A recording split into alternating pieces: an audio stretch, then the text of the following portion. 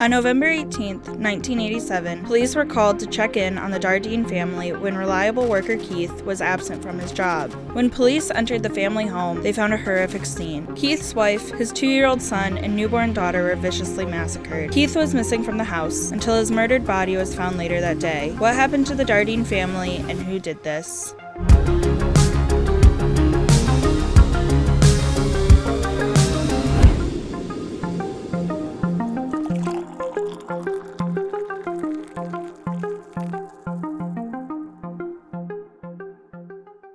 Hello everyone, welcome back to the Devil's Brew podcast. I'm your host, Ally, and today we're going to be talking about the Dardeen family mystery. So let's just jump right into our story today. Crime had started to run rampant in the late 1980s, but became more noticeable in the small, rural town of Ina, Illinois, where the Dardeen family lived. According to the website The Lineup, they report that, quote, over the past 2 years, Ina had been home to 15 homicides, unquote. This rise in crime had started to concern parents Keith and Elaine Dardeen. Keith and Elaine are actually their middle names. Their real names were Russell and Ruby, but we'll just refer to them as Keith and Elaine. According to the Wikipedia article on this case, Keith worked as a treatment plant operator in a conservancy facility, and Elaine worked at an office supply store. When not working, they attended a local Baptist church where Keith sang lead vocals and Elaine played the piano. They also had a 2-year-old son named Peter, and were getting ready to welcome their second child. It's widely reported that they picked the names Casey for a girl and Ian for a boy. And I found this interesting because I was curious how advanced ultrasound technology was at that point. The year is 1987, and I just found it interesting that they had the names picked, but they didn't know the gender, and I didn't know if it was they wanted it to be a surprise for when the baby was born, or if, again, we just didn't have the ultrasound technology yet to determine sex of a baby. So they had just picked Casey for a girl and Ian for a boy. With Elaine's pregnancy, this convinced the Dardeens to move to a safer area, and they actually put their house up for sale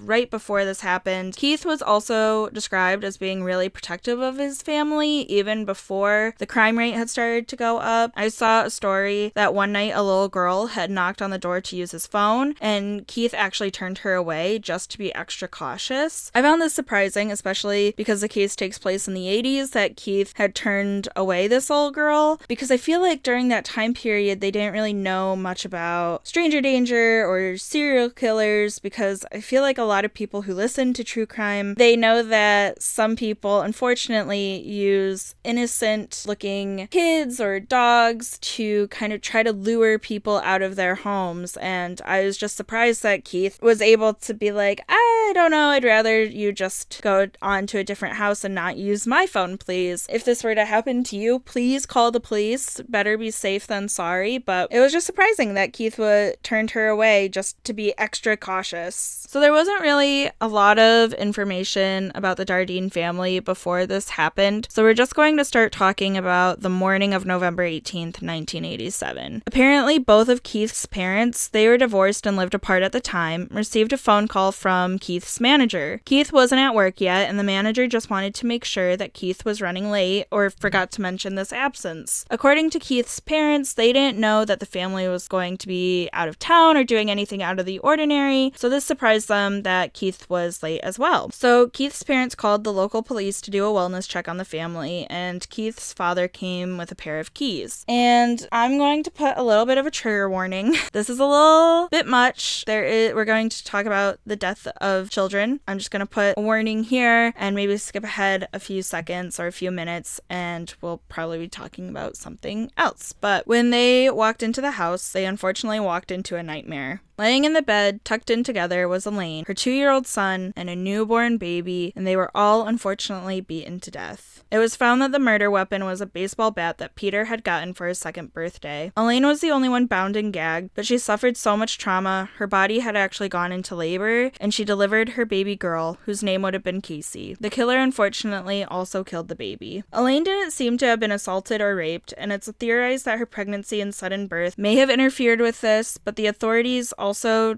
just don't think this was a sexually motivated crime. They noticed that Keith and his car, a red 1981 Plymouth, were also missing from the home, which made everyone suspect that this was Keith's doing, and police were nervous that he would now be at large. But the search for Keith ended later that day when hunters found his body in a field about 13 miles from the house. They found the car eventually 11 miles south from the house, parked at the police station. The car was covered in blood. Keith was shot 3 times and his penis was severed. I saw a few people discussing and theorizing in Reddit that his penis being severed may have been the sexual motivation, or it may have been a way to emasculate him. I just found it unusual that the man was sexually assaulted, but not the wife. I know it's rare, so that means it can happen, and I'm not saying it didn't happen in this case. It was just surprising. 2 coroners from 2 different counties worked on the case. They theorized that Keith died 24 or even 36 hours before the bodies were found, but the rest of the family died 12 hours before they were found. I found this really confusing. It felt like the coroners couldn't decide what really happened or who died at this time. They seemed like they had very conflicting perspectives. They also couldn't decide where Keith died, if it was in the location where he was found or if he died in the house with everyone else. So the coroners put their times of death within an hour of each other, but that doesn't really make sense if they're saying that the family died 12 hours after Keith. So this made it harder for the detectives to figure out how the crime was even committed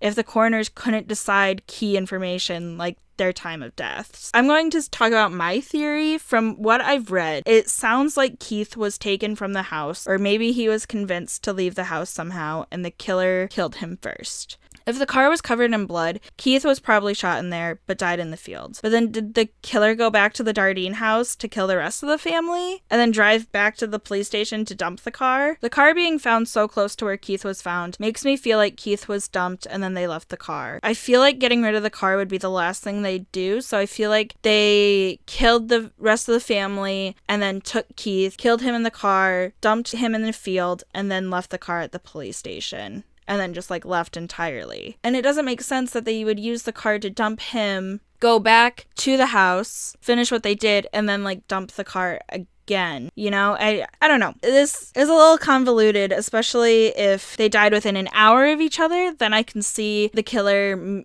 took Keith, killed him, and then went back to the house. If Keith died 24 or even 36 hours before the bodies were found, maybe they somehow lured Keith out of the house, killed him first, and then came back to the house, killed the rest of the family, and then dumped the car. That could have happened as well. It's just a little confusing on the times of death, and it's unfortunate that the coroners just couldn't decide on when the family died. I feel like it would have helped a lot with figuring out how the crime was committed and answer a lot more questions. Detectives also found it surprising that none of the Dardeens' possessions, especially the expensive items like a VCR, jewelry, or a camera, weren't stolen or out of place, suggesting that this wasn't a robbery gone wrong. It seems like the killer's intent was strictly homicide. They also noted that the back door was left open, which didn't show signs of forced entry. I'd assume if there wasn't any forced entry that the killer may have known the Dardeens or was invited in somehow. It's weird because we talked about how Keith was so protective of his family that it really doesn't seem like he'd invite a stranger into the house. So it's really confusing on how he was lured away from his family. Out of the hundreds of interviews with neighbors, families, and coworkers, police couldn't find a solid suspect. They didn't have any enemies, and there was no evidence that Keith or Elaine had affairs or that there was trouble in their marriage. Police strongly believe, unfortunately, that this may have been a case of mistaken identity. And this case really stumped detectives. They even had FBI profilers try to come in and see if they could be of assistance, but the FBI profilers came up short as well. The killers left little to no evidence, and they really cleaned up after themselves. 30 detectives were actively working the case, with Mike Anthus becoming the lead detective.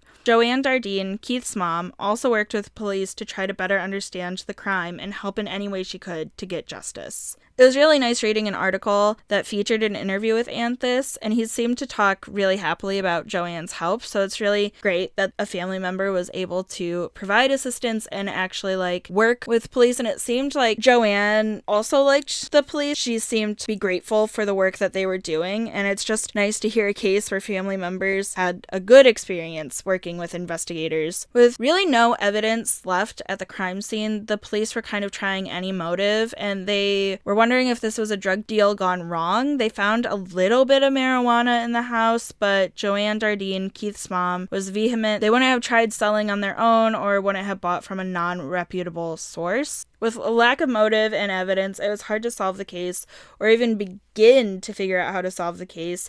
But Joanne was really an advocate for this case. She tried to get the word out as much as possible, just in case someone knew anything. She tried airing the case on national television. She reached out to the Oprah Winfrey Show, but because of how intense the case was, she unfortunately was turned away. She even had about 3,000 signatures to protest the decision, but they still didn't air an episode. The show America's Most Wanted felt the same way as the Oprah Show, but eventually they did do an episode. However, no new leads turned up, which is very unfortunate. The case grew cold. There was little evidence and suspects were sparse, but 13 years later, in 2000, serial killer Tommy Lynn Sells then admitted to the crime, as well as 22 other crimes. Sells was actually put behind bars by a 10-year-old who survived being attacked by him. So Tommy Lynn Sells was born in California in 1964, and he had a very rough upbringing, which unfortunately really affected who he became. Sells was one of 5 children whose biological father passed away when Sells was 11 years old. He was also a twin. His sister was named Tammy Jean, but sadly Tammy caught meningitis at 18 months old and she passed away from the illness. At age 5, Sells was sent to live with his aunt, but was forced back home when his mother found out that his aunt wanted to adopt him. At around 7, Sells began drinking regularly and started hanging out around an older man named Willis Clark. According to Sells, Clark began to molest him, and this was encouraged by his mother. At age 10, Sells started to take narcotics and tried to molest his grandmother. He was then kicked out of his house, and his family abruptly moved to Arkansas, leaving Sells behind. He is 10 years old, and he tried to sexually assault his grandmother, and his family decided, you know what the best choice is? We're gonna leave him here. Screw you, kid. Figure it out. Peace. And they just, left to a completely different state. So yeah, Sells is now homeless at 10 years old, and he was heavily addicted to narcotics at this time, as well as alcohol, and he didn't know any right from wrong. He didn't really have any authority or accountability in his life, and he just began his life of crime. Sells attacked his first victim. Again, he is 10 years old. He attacked his first victim by shooting and assaulting a random woman. Luckily, the victim survived. I didn't find anywhere if she reported this to police, but this is his first reported victim. At the age of 18, he revisited his family, but was kicked out once more after he tried to molest his mother in the shower. In 1982, at age 20, Sells was arrested for public intoxication. This then created a cycle of manipulating law enforcement. Sells would lie to authorities of crimes he wouldn't have been able to commit for reduced prison sentences, garnering early releases, and then continuing to terrorize and harm the innocent. And this is a really big problem, at least in America, where inmates feel that they can take all of these plea deals and they get reduced prison sentences, and it's really unfortunate. I feel like our prison system just needs a whole redo. We need a whole start over. It's just really upsetting when someone is shown to be a repeat offender. They don't know right from wrong. The prison system in America, it's not a place to rehabilitate people and get them back out in the public. It's a place of shame. It's psychologically been proven that the way prisons are ran in America, where it's like you're being starved, tortured, it's just not a place where people can actually rehabilitate to be put back into society. We just need to restructure the whole thing so that way people don't feel like they can take plea deals and get less prison time or get out for good behavior. I've always felt that the good behavior method, it's not a true way to see if people can actually function outside of a controlled environment, because prison, it's so controlled. You have prison guards there all of the time. What happens if they are taken out of that very structured and rigid environment and into a chaotic one? It's very frustrating, our entire prison system. And so Sells used this to his advantage. He took plea deals where he could. He confessed to multiple murders that he probably didn't even commit, just to be able to get out early and then terrorize other people when he was released. Apparently 2 years before the Dardeens' homicide, Sells killed 28-year-old Ina Cord and her son, 4-year-old Rory Cord, with their son's baseball bat, just like Elaine and Peter Dardeen. Sells had skipped town by the time the bodies were discovered, and the Dardeens' killer may have been nomadic like Sells, leaving the crime to a different state so police wouldn't be able to find them. And this is also how Sells got around. This was kind of his MO. He would hold short-term jobs, then hitchhike or travel via railroad to the next destination. Sells used this nomadic lifestyle to get away with his crimes, and from the late 80s to 2000, he would continue to terrorize innocent people throughout his travels. Sells seemed to manipulate his victims to get into their homes or would break in, sexually assaulting or raping women and murdering them with their kitchen knives or a gun. In some cases, he would use an ice pick or even his bare hands. For example, one of his victims, who was able to survive, was someone who took pity on him. She was trying to help him. He was holding a sign that read, quote, "Will work for food," unquote. And 19-year-old Fabian Witherspoon felt bad for him and invited him to her home to get him some food. Trying to be safe, she asked for him to stay outside and she would be right back with some food. However, on her return, she caught Tommy standing in her house holding a kitchen knife. He was able to trap her in the bathroom and attempted to rape her, but luckily Fabian was a fighter and fought against Tommy's attack. She hit him multiple times on the head with a ceramic duck and gained control of the knife, slicing his kidney, liver, and testicle. You go, girl. Unfortunately, Tommy was fueled by anger and bashed Fabian's head with a piano stool before trying to flee. Fortunately, though, he didn't get too far and was caught by authorities. He and Fabian went to the ICU, where Fabian, unfortunately, had to have a massive head wound treated from the piano stool attack. This is just so frustrating that she was ultimately just trying to be a good person. She was just trying to help someone in need, and he attacked her. It's just disgusting. Sells took a plea deal, surprise, surprise, which allowed him to only serve 5 years in prison for attacking and trying to rape a woman. I feel like he's been in prison so many times and is clearly a repeat offender, but they're like, I think 5 years will be good for him. I think he'll figure it out. And in 1999, at the turn of a millennium, like literally on the last day of the 20th century, he would commit his last offense. We're going to be talking now about the murder of Katie Harris.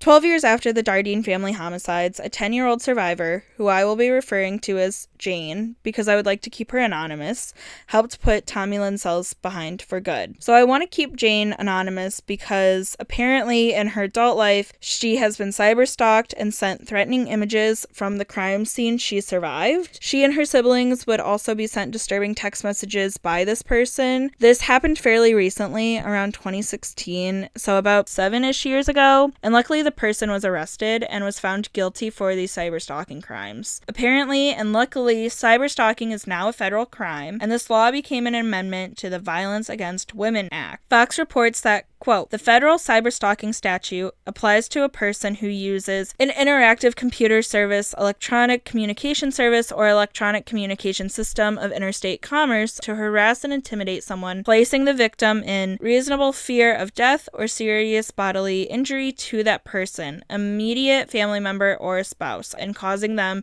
substantial emotional distress."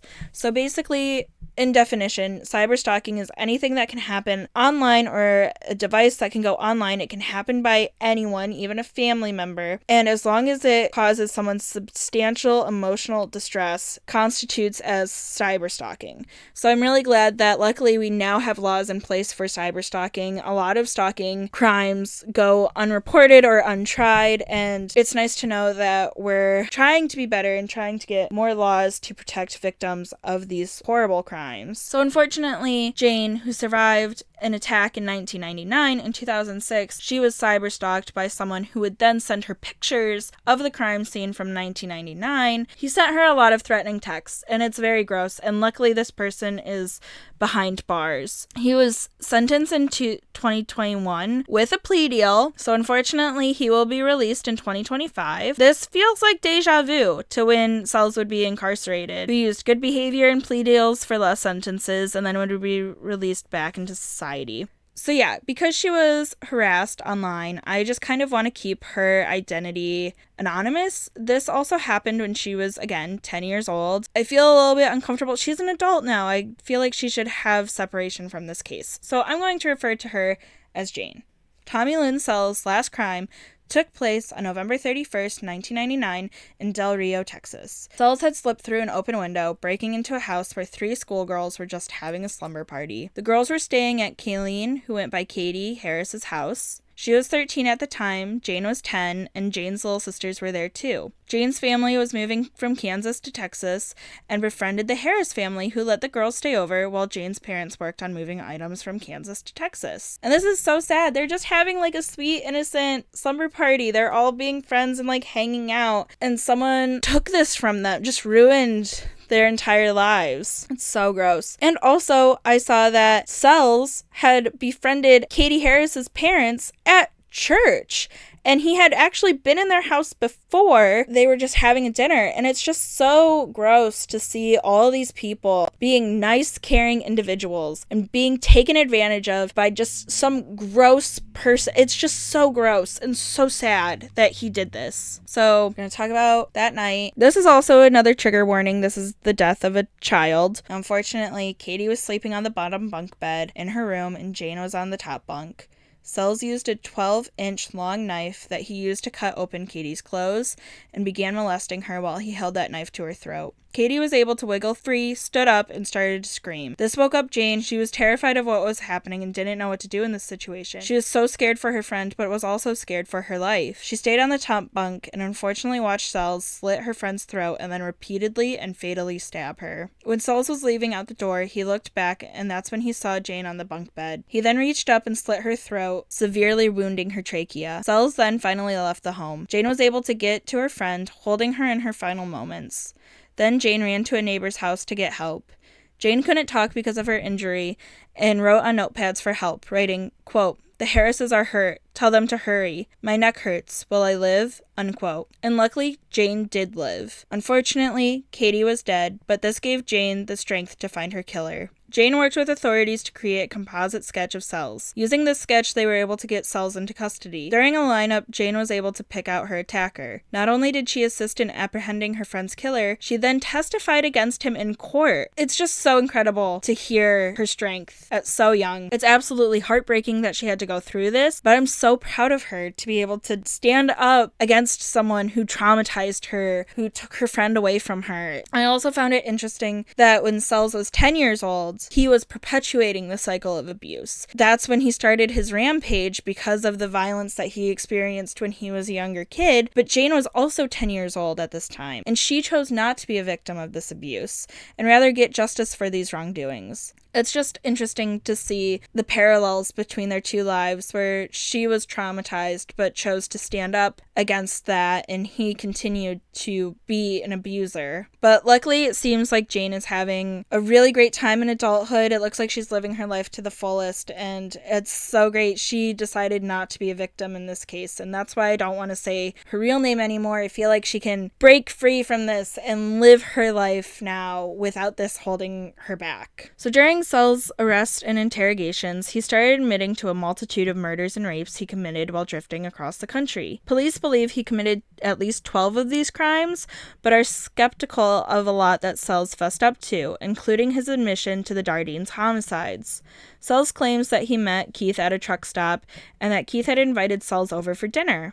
So according to Cells, this is what happened to the Dardeen family that night. Cells claims that he met Keith at a truck stop and that Keith had invited Cells over for dinner. Later on, Keith proposed a threesome between him, Elaine, and Cells. Apparently, this triggered Cells into a violent rage, resulting in the murders. In another retelling, yes, he changes his story multiple times. So in another retelling, Cells claims that he met Keith at a pool hall. And in a third retelling, Cells doesn't even mention the proposed threesome, but instead insists that he saw the for sale sign in front of the trailer when getting off of a train and saw this as an opportunity, which his third story makes the most sense. Because remember, Keith was extremely protective of his family. Why would he let this older, kind of scruffy, scary-looking guy come anywhere near his family? And also, why would he propose a threesome while his wife is pregnant? That just doesn't make any sense. And I know that Cells has gone through a lot of sexual abuse, but he sexually abuses other people. So I feel like he's trying to, take his sexual guilt and put it on Keith, which is so gross that he is tarnishing Keith's name entirely now. The Dardeens' house, it was off of a major highway, so I don't think it's that crazy to think that someone unfortunately saw their house for sale and they thought that they could get away with something. And I think that's what happened. Joanne Dardeen, Keith's mom,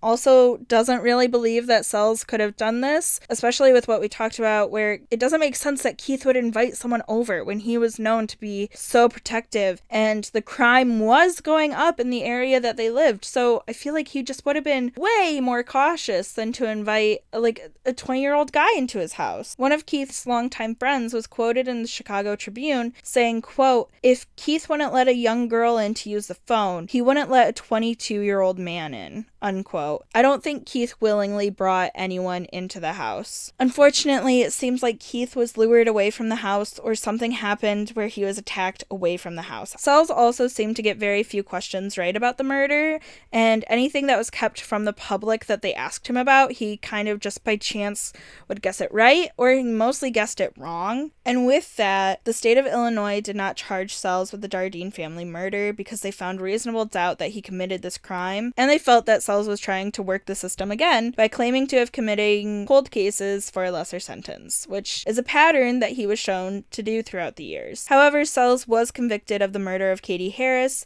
and was sentenced to death row in Texas. He was put to death by lethal injection on January 3rd, 2014. Those who went to watch his death included Jane, as well as Katie Harris's family, and another family member of one of his victims. I'm so happy that Katie and her family were able to receive justice, but it still doesn't change that Katie was taken from her family far too soon. I'm glad the person who hurt her and Jane can no longer hurt anyone else. I'm still extremely proud of Jane for her bravery in making sure that Sells was arrested. Although Sells is dead, no one has been charged in the Dardeen family murders. Joanne Dardeen, who's now in her 80s, still talks with investigators on her family's cold case and also deserves justice for her family. If anyone has any information, please reach out to the Jefferson County Sheriff's Office in Illinois or even the Illinois State Police Office. I hope the Dardeen homicide can be solved soon, as I'd love to provide an updated episode and the family can finally get the justice they deserve. This was a crazy case. There were a lot of moving pieces and a lot of theories about what went down, but I'd love to hear your guys' thoughts on this because it's truly really confusing. Like, it's just so unfortunate that there wasn't any evidence left behind and that the killers felt that they had a lot of time to clean up after themselves. I hope with advanced technology that we're able to find them soon. Could Tommy Sells have done this? It seems like it was the work of a drifter or someone who was nomadic. It seems like it was someone who could easily uproot their entire life and leave because they couldn't find anyone when they interviewed everyone in the town and they didn't have anyone who didn't like them. And in Tommy's interviews and claims, they just don't make any sense. So I don't think Tommy Lynn Sells killed the Dardeen family. I think it was a drifter or someone who was nomadic, but I wish someone would just admit to doing this crime so that way Joanne Dardeen can finally have justice for her family. But yeah, I'd love to hear your guys' comments down below, and if you are interested in looking more into this case, I always provide sources down below. But thank you guys for listening. I hope you have a great rest of your week, and I'll see you next week with another deep dive.